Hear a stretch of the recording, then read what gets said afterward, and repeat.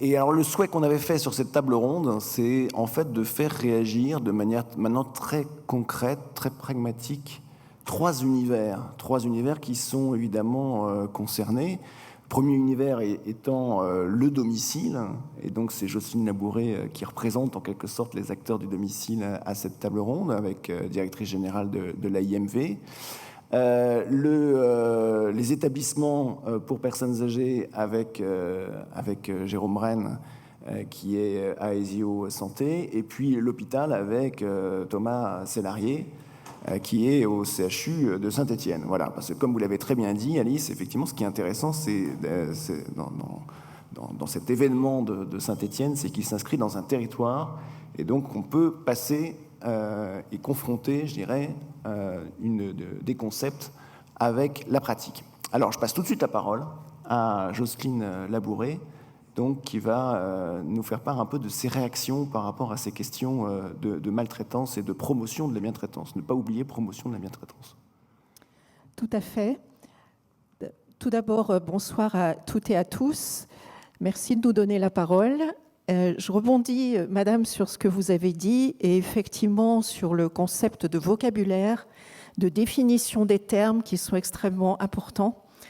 Alors cette commission, elle a travaillé effectivement autour du thème de la lutte contre la maltraitance, mais aussi de la promotion de la bientraitance. Donc si vous voulez bien, moi je vais plutôt essayer de parler de ce qu'on a voulu faire nous autour de notre métier de nos métiers du domicile sur un travail de définition de la bientraitance. Qu'est-ce que ça veut dire intervenir dans nos métiers en étant bientraitant ? Quelles sont les limites de nos interventions et jusqu'à quand nous sommes bientraitants ? À partir de quand nous le sommes et jusqu'à quand nous le sommes ? Alors, je vais aussi donner quelques exemples, mais qui, du fait, sont des exemples de terrain. Est-ce que intervenir auprès d'une personne âgée, dépendante, dite vulnérable, et avoir un petit temps d'intervention à son domicile et devoir lui préparer son repas et ne pas lui laisser le temps d'intervenir avec nous pour trier ses légumes, parce qu'on va intervenir avec elle pour préparer son repas, est-ce que c'est ça être bien traitant ? Certes, quand on sera parti, la soupe aura été préparée, le repas parfaitement équilibré, les budgets les budgets requis tout à fait prévus et équilibrés également, mais nous n'aurons pas laissé la possibilité à notre usager de réaliser quelque chose qu'il est encore en capacité de réagir, de faire. Eh bien ça pour nous, on a considéré dans des groupes de travail avec nos intervenants à domicile que c'était déjà être maltraitant. La bientraitance, ça se dénoue dans des actes du quotidien et dans des événements tout à fait de détail.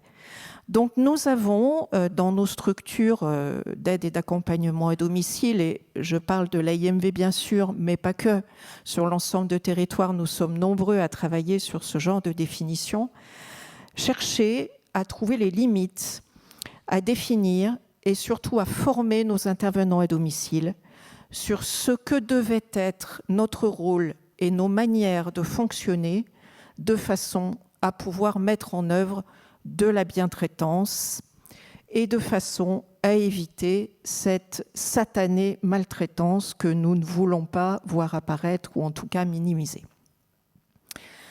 Alors tout ça, bien sûr, ça passe par de la formation importante, je viens de le dire, et je le répète, nous avons besoin que l'ensemble de nos intervenants à domicile maîtrisent tous ces concepts. Et nos intervenants à domicile ne sont pas des soignants. Ils n'ont pas eu dans leur processus de formation forcément ce genre d'éléments introduits, et nous devons, nous, dans nos structures, apporter ces compléments de formation. Alors, je voudrais ensuite parler d'un autre élément qui est important aussi, c'est qu'aujourd'hui, l'aide et l'accompagnement à domicile, si nous devons réfléchir à notre cœur de métier, c'est sans doute essentiellement de pouvoir conserver l'autonomie de nos usagers là où nous l'avons trouvée et le plus longtemps possible. Est-ce que l'aide et l'accompagnement à domicile, c'est pas ça? En tout cas, nous en sommes persuadés. C'est prendre un usager avec un degré d'autonomie et essayer de l'accompagner de façon à ce que le plus longtemps possible, il conserve ce degré d'autonomie. Eh bien, pourquoi je dis ça? Simplement parce que parfois, dans ce rôle-là, qui est un rôle de préventeur, de prévention des risques, tel que nous le travaillons beaucoup aussi au quotidien avec nos intervenants à domicile, parce que là aussi, nous avons besoin de former nos intervenants sur ce terrain, eh bien parfois nous allons nous trouver en déphasage avec ce que pourrait être de la bientraitance. Tout simplement parce que notre rôle de préventeur, parfois, va nous obliger à prendre des décisions qui ne sont pas celles qu'aurait pu vouloir l'usager. Parce que pour prévenir le risque de perte d'autonomie, il va falloir un petit peu le forcer à enlever le tapis qui est là, au milieu de la salle à manger, depuis toujours, qui fait partie du paysage et qui, si on le laisse, est un risque de chute important. C'est peut-être, pendant une certaine période, faire livrer des repas à domicile, parce que pendant cette période-là, il est important, pour le bon équilibre alimentaire de l'usager, que le repas à domicile soit livré. Et ce n'est pas forcément l'attendu de l'usager. Alors oui, on pourra peut-être là avoir une certaine forme d'incohérence entre notre rôle de préventeur des risques et une certaine forme de bientraitance telle qu'on pourrait la définir à un autre moment.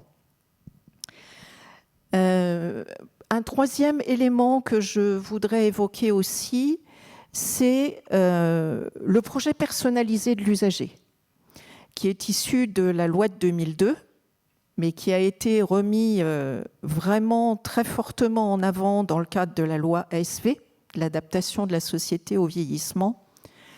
Vraiment, ce projet dit PPI dans nos jargons professionnels, tourne complètement autour du fait que nous devons de toute force et avant tout écouter l'usager dans ce qu'il attend de son vieillissement ou de son accompagnement à domicile.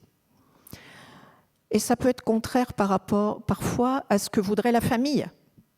On en est très conscient et très souvent, le PPI, le projet personnalisé de l'usager, va être celui que souhaite l'usager, pas celui que souhaite sa famille. Donc là, vraiment, c'est un outil qui, pour moi, est extrêmement important pour une bientraitance assumée au domicile, que de pouvoir rédiger ces PPI, ces projets personnalisés, très régulièrement, bien les faire comprendre par l'ensemble des interlocuteurs qui accompagnent l'usager, les déployer, les revaloriser quand c'est nécessaire et les assumer en tant que professionnel du domicile. Et puis, je voudrais quand même mettre une petite touche